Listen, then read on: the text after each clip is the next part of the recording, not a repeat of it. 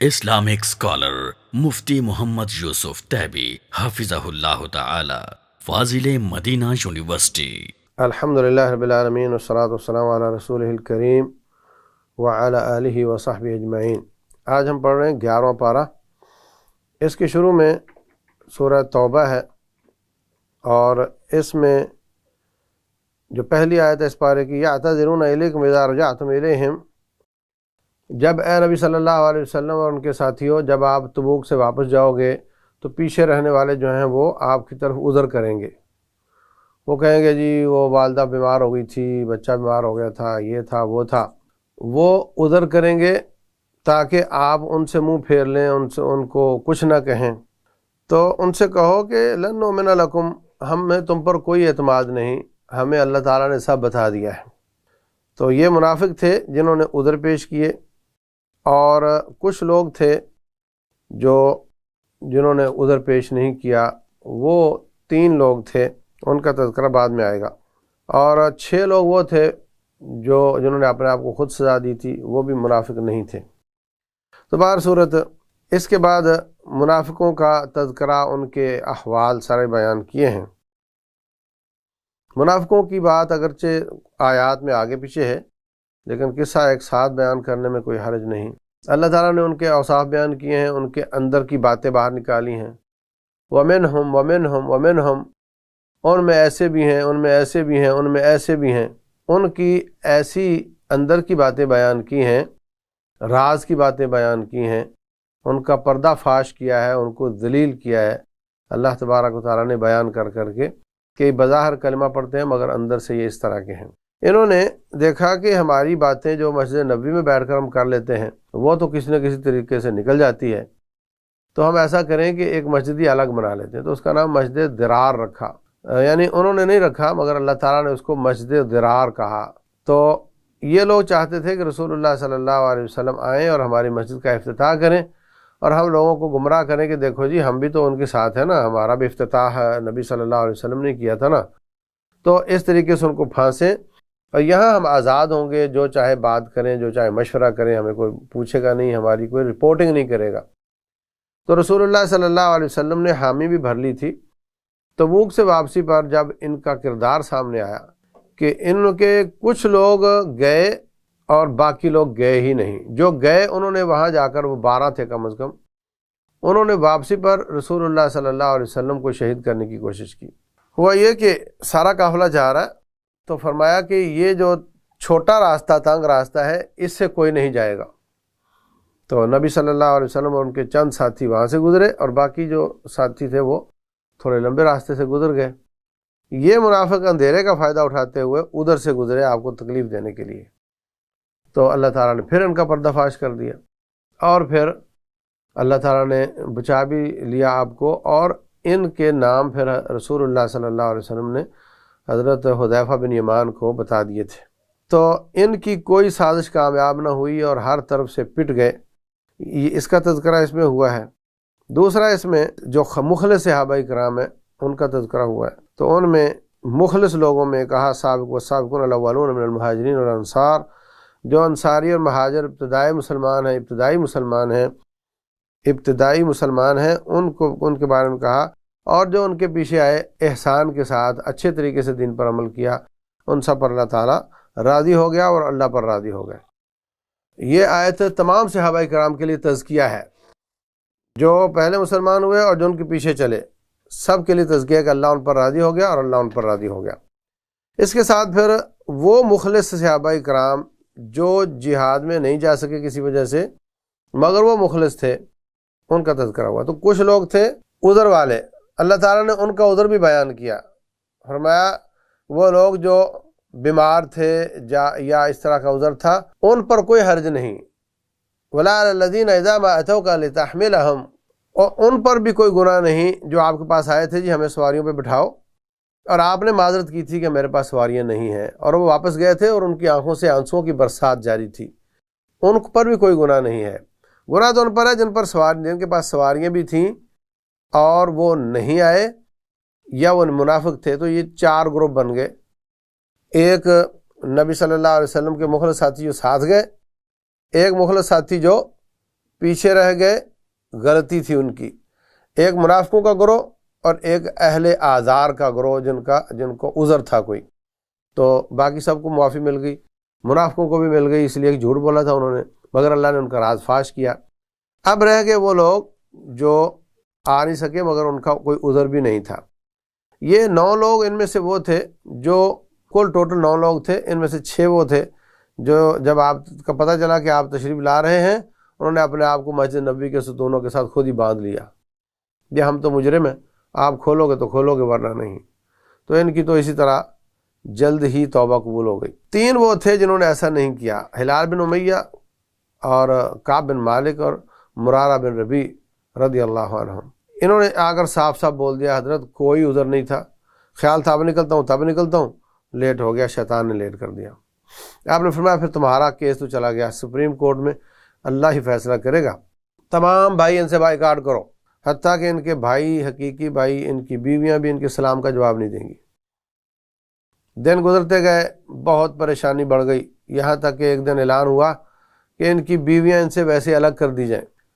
تو ہلال بن امیہ کی بیوی آ کر کہنے لگی جی حضرت وہ تو روتے رہتے ہیں اور اگر میں نے ان کو کھانا نہ دیا تو وہ تو مر جائیں گے، تو اگر آپ اجازت ہو تو خالی کھانا دے دیا کروں۔ تو فرمایا ٹھیک ہے۔ کعب بن مالک کے جوان تھے، وہ بوڑھے تھے، تو کعب بن مالک کا یہ عذر بھی نہیں تھا، اس لیے ان کی بیوی بھی الگ ہو گئی۔ پھر وہ وقت بھی آیا کہ عیسائیوں کے بادشاہ نے ان کو خط لکھا کہ آپ سارے مارکوں میں، اکثر مارکوں میں جاؤ اور ایک مارکے میں نہ جاؤ، اور آپ کو اتنی سزا ملی ہے، یہ کوئی انصاف نہیں، آپ ہمارے پاس آ جاؤ، ہم آپ کو بہت دیں گے۔ تو وہ خط بھی انہوں نے تنور میں ڈال دیا، جلا دیا۔ جب اللہ تعالیٰ نے تمام آزمائشوں میں ان کو دیکھا کہ یہ پاس ہو گئے ہیں، پھر اللہ تعالیٰ نے آیات نازل کی وَعَلَى الثَّلَاثَةِ الَّذِينَ خُلِّفُوا حَتَّى إِذَا ضَاقَتْ عَلَيْهِمُ الْأَرْضُ بِمَا رَحُبَتْ،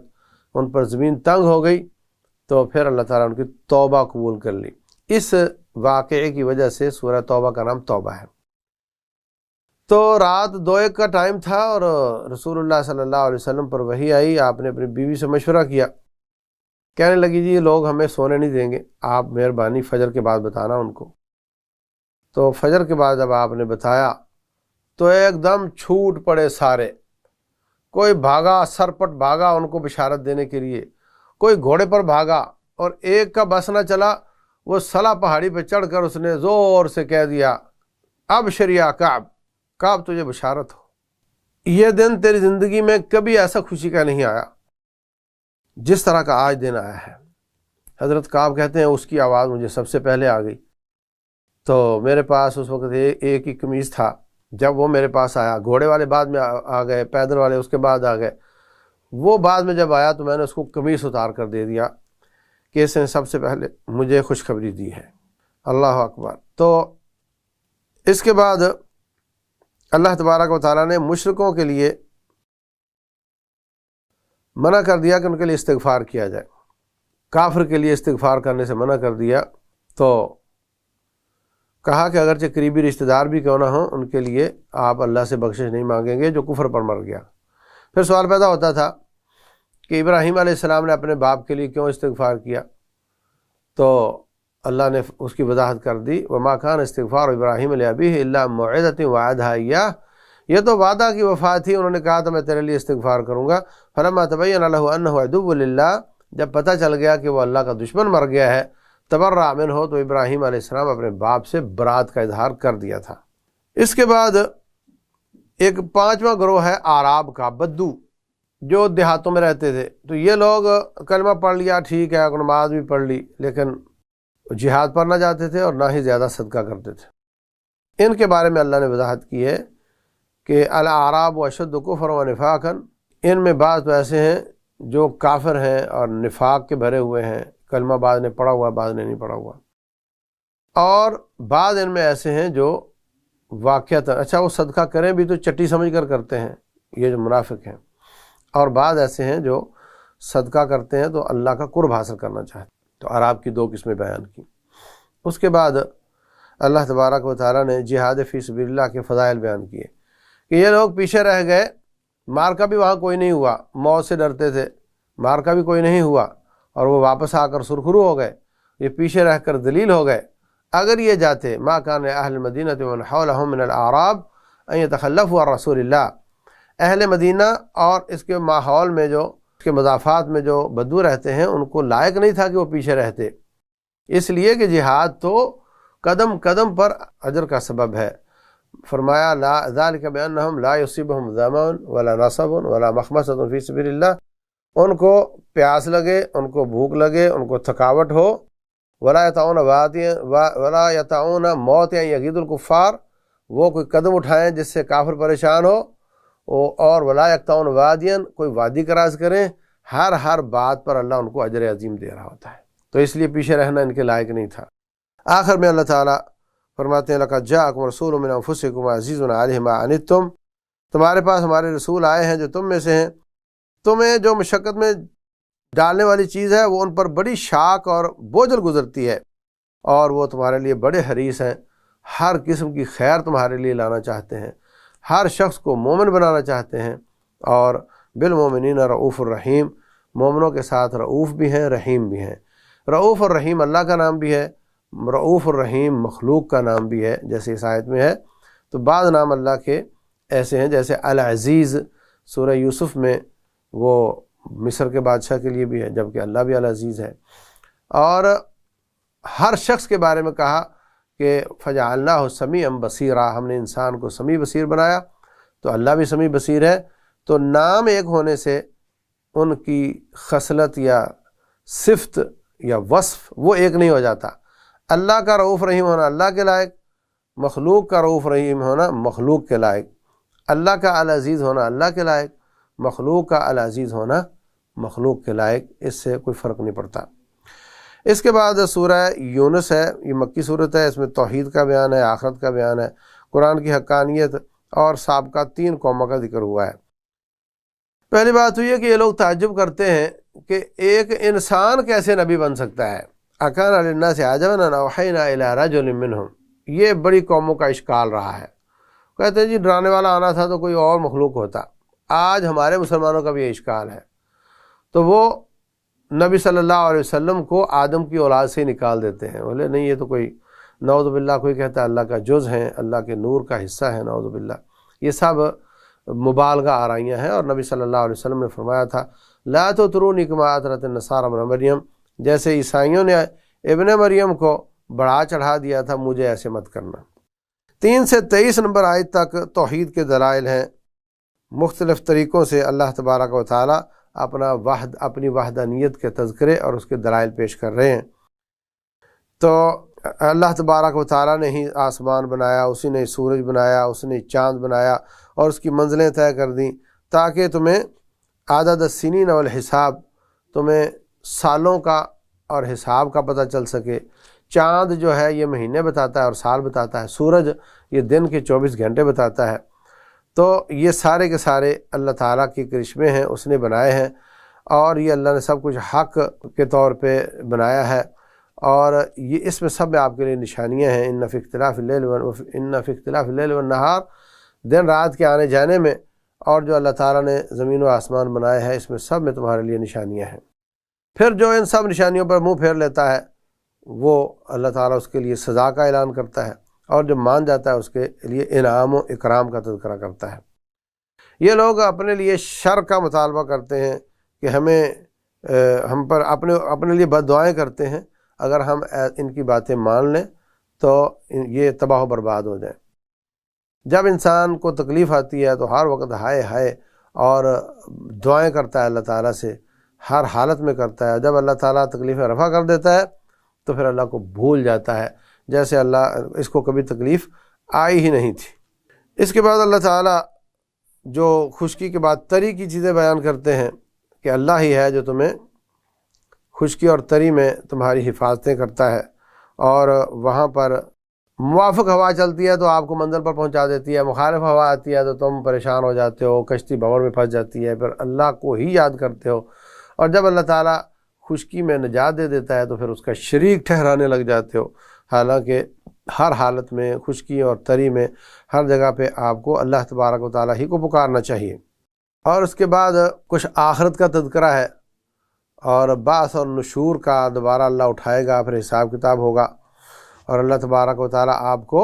جنت کی طرف بلاتا ہے اور جس کو چاہتا ہے سیدھے راستے کی ہدایت دیتا ہے۔ یاد رکھو جہاں بھی جس کو چاہتا کی کا تذکرہ آتا ہے قرآن حکیم میں جا بجا آتا ہے، وہ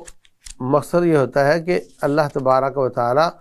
بعض لوگوں کو ان کی دعوت دین کی ناقدری کی وجہ سے سزا دے رہا ہوتا ہے۔